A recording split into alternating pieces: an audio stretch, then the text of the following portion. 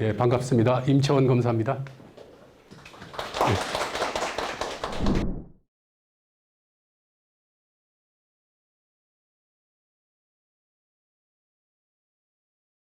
제가 90년부터 검사했으니까 올해 32년째입니다.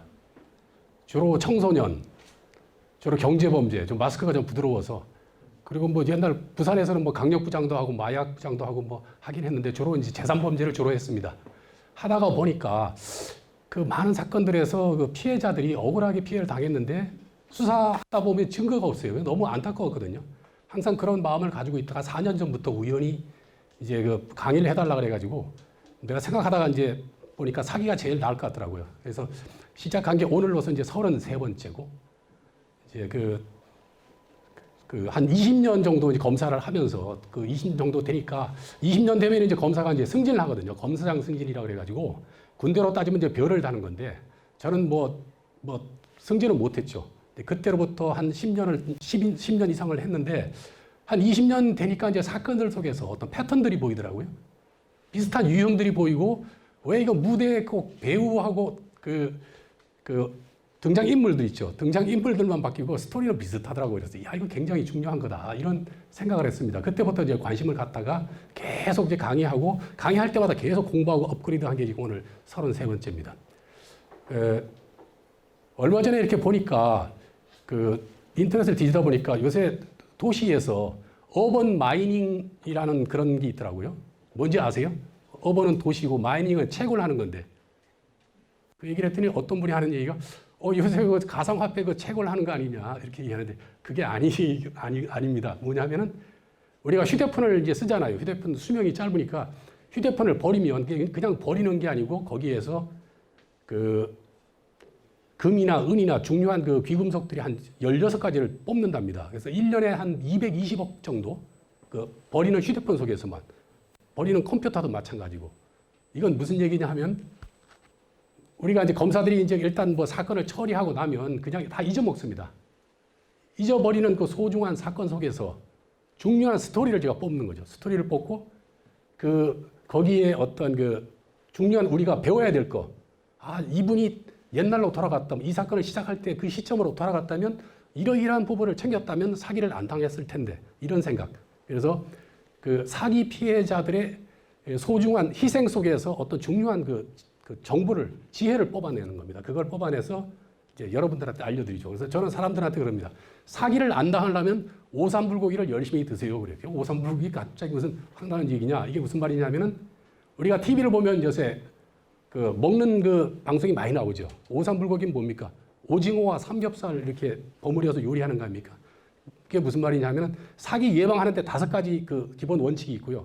사기 당한 이후에 3가지 조치를 잘하면 또 어느 정도 피해를 복구할 수 있습니다. 그래서 그 예방이 5가지고 사후 조치가 3가지입니다. 그 얘기를 해드리겠습니다. 제가 이제 강의를 많이 하다 보니까 사람들이 저한테 별명을 지어줬습니다. 아이고. 사예검이라고 지어줬는데, 사예검이 뭘까요? 사기 예방 검사. 맞습니다. 역시 반장님은 훌륭하시네요. 사기 예방 검사라고 지어줬습니다. 그리고 제가 또 이제 그 빌리진, 여러분들 잘 알죠? 그 마이클 잭슨의 그 유명한 빌리진 노래를 제가 동영상과 가사를 보고 한 10년 걸렸어요. 가끔씩 생각날 때마다 분석을 했는데 거기에 사기의 모든 게 들어있더라고요. 나중에 이제 후반부에 나오겠지만. 그 다음에 동의 없이 임신하면 사기죄가 될까요? 갑자기 무슨 황당한 소리야. 되겠습니까? 안 되겠습니까? 강의하다 보면 이제 한 50% 정도는 된다. 50%는 안 된다 그럽니다. 우리가 이제 형법에 사기죄를 어떻게 규정 지어놨냐면 사람을 기망하여, 사람을 속여서 재물의 교보를 받거나 재산상 이득을 취득한 자 이렇게 되어 있습니다. 그러면 이거는 지금 뭐냐면은 빌리진 가사에 보면은 그 빌리진이 이제 이 젊은 청년을 꼬셔가지고 하룻밤 자고 1년 뒤에 애를 놓거든요. 근데 이 젊은 청년은 그런 줄도 몰랐는데 나중에 1년 뒤에 나타나서 우는 아이 사진을 들이대면서 이게 네 아들이야 이렇게 얘기하는데 얼마나 황당합니까? 그래서 이제 거기서 내가 착안한 게 그 젊은 청년도 몰랐는데 동의를 안 받고 임신해서 애를 낳았으니 이게 사기가 되느냐 이런 얘기가 나온 거죠. 결론은 안 되죠. 금방 제가 아까 말씀드린 대로 재물이나 재산상 이득이니까 어떤 재물을 취득해야 되는데 애를 얻었으니까 이건 사기는 될지언정 사기죄는 아니다. 이런 얘기입니다. 그 다음에 이게 무엇에 관한 통계인지 아십니까?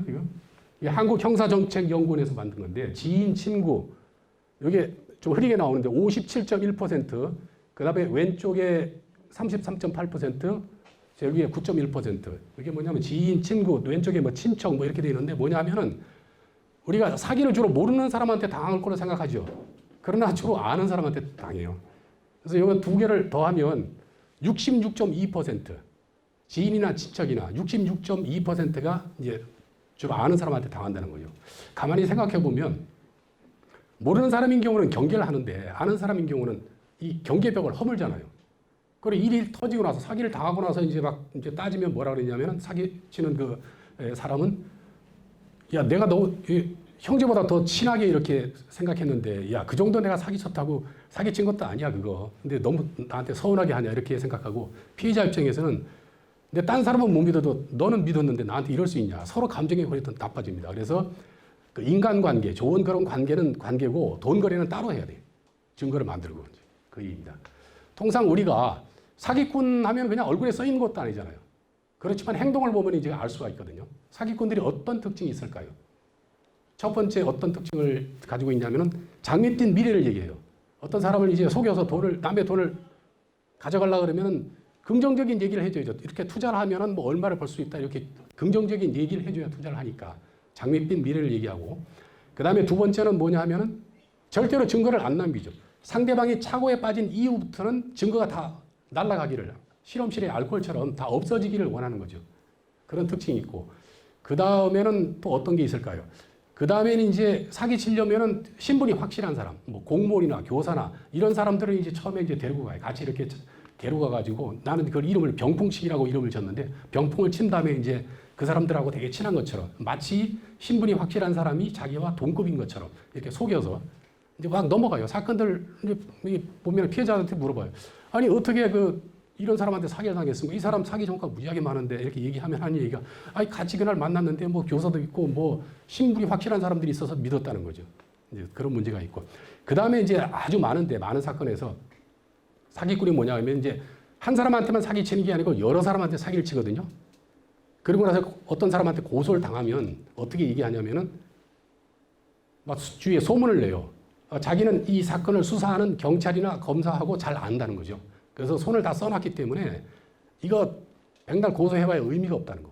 그리고 고소를 안 하면 내가 일부 돈 주고 이게 차근차근 갚아주고 고소한 쟤는 내가 돈 안 갚을 거야 이런 식으로 얘기해요. 근데 사기 사건의 80%가 무혐의예요. 증거가 부족해서. 20%만 기소가 돼요. 혐의가 밝혀져서. 그러면 가만히 있어도 80%가 무혐의니까. 그러니까 대부분의 경우는 힘써서 이렇게 무혐의가 된 게 아니고 사건 자체, 증거가 부족해서 사건 자체에서 무혐의가 되는데 피해자 입장에서는 피해 당한 것도 억울한데 기껏 고소를 해놨더니 이게 뭐 다 수사 경우라고 짜고서 다 무혐의 나온다고 그러고 실질적으로 무혐의가 돼버리니까 이거는 대한민국 진짜 이거 희망이 없는 나라다 이렇게 오해를 하게 되는데 사실은 그게 아니라는 거죠. 그런 사기꾼의 특징이 그런 게 있습니다. 그 다음에 그러면 우리는 왜 사기에 빠질까요? 왜 사기에 빠지지? 많은 사람들은 보통 누구나 다 원하는 게 다 다르지만 뭔가 아주 갈망하는 게 있어요. 예를 들어서 뭐 30이 훨씬 넘었는데 자기 자식이 뭐 취직이 안 됐다든지 이러면 자식 취직하는 거가 꿈이잖아요. 근데 사기꾼이 이제 이렇게 이제 대상을 이제 물색하다가 이제 그 어떤 자기가 이 사람은 돈도 좀 있고 사기쳐도 되겠구나 싶은 대상을 물색해서 딱 그 사람한테 이제 그런 부분을 이제 그 취직 못 시켜서 고민하는 그 사람의 뭐 아들을 취직을 시켜준다든지 그런 문제를 해결해줘서 그 사람을 감동을 시키죠. 그러면 경기의 벽이 무너지죠. 싹. 그리고 분명히 저 사람한테 신세를 졌다는 생각을 하고 있으니까. 그러면 그때부터 이제 본색을 드러내요. 그 다음부터는 이제 금전적인 얘기를 하죠. 그 다음에 돈을 이제 예를 들어서 뭐 100만 원 빌렸다가 잘 갚고 그 다음에 몇 달 뒤에 또 200 이런 식으로 해서 금액을 차근차근 늘린 다음에 이제 나중에는 이제 완전히 이제 뭐 사기쳐가지고 이제 자취를 감춰버리는 그런 경우가 있습니다. 아까 오삼불고기에서 5가지 있다 그래요. 예방. 제가 이제 형법 아까 구성 요건에 맞춰서 이게 사기의 어떤 구조를 뜯어보면은 그 3단계가 있습니다. 첫 번째 행위가 남을 속이는 행위고, 두 번째가 상대방이 착오에 빠지는 행위죠. 세 번째는 그 착오에 의해서 처분 행위, 돈을 준다든지 이렇게 세 개로 크게 이제 나눌 수가 있는데 그 첫 번째가 이제 제고하고 상대방이 하는 말을 다시 한번 생각하고 내용을 확인하고 그다음에 담아야 돼. 실험실에 알코올처럼 차고에 빠진 이후에 날아가기를 원하니까 증거 안 남기를 원하니까 그게 못 도망가게 이제 어떤 담아놔야 된다는 거죠. 그다음에 두 번째가 상대방이 이렇게 처음 만났을 때 뭔가 좀 느낌이 좀 안 좋은 사람이 있죠. 이건 끝까지 경계벽을 허물지 말고. 세 번째가 세상엔 공짜가 없다는 거. 그다음에 네 번째가 증거를 남겨라. 다섯 번째는 반대 문서라고 하는 게 뭐냐면 많은 그 사건들에 이렇게 보면은 그 상대방이 속는 게 뭐냐면 이거는 그냥 형식적으로 하나 써줘 그러면 그냥 믿고 써줘요. 좋은 관계니까. 근데 나중에 내가 사실 돈을 빌린 것도 아닌데 빌린 걸로 차용증을 하나 써주면 그걸 가지고 소송을 해요. 내가 빌려줬는데 안 갚는다든지. 그래서 내가 이름을 증결 반대 문서를 꼭 받아라. 이제 그렇게 얘기하는데. 그래서 여기에 맞춰서 설명을 해드리겠습니다.